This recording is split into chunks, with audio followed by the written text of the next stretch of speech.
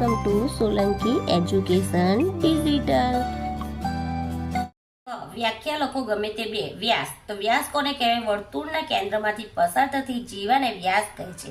ક્ષેત્રફળ. આકૃતિ વડે સમતલમાં રોકાયેલી જગ્યાના માપને આકૃતિનું ક્ષેત્રફળ કહેવાય.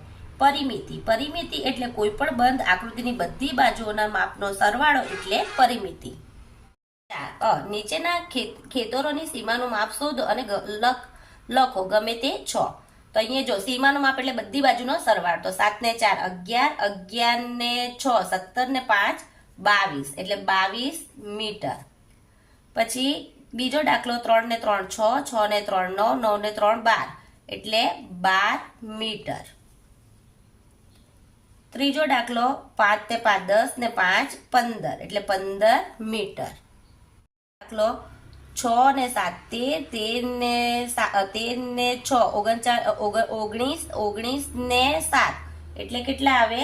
26 મીટર.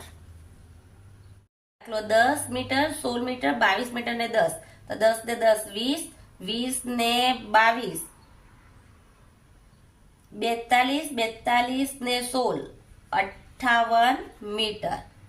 150 એટલે 300 300 ને 200 500 500 ને 200 700 એટલે 700 મીટર. સાતમો દાખલો 17 મીટર 17 ને 17 34 ને 8 42 ને 25 એટલે કેટલા આવ્યા? 67 મીટર.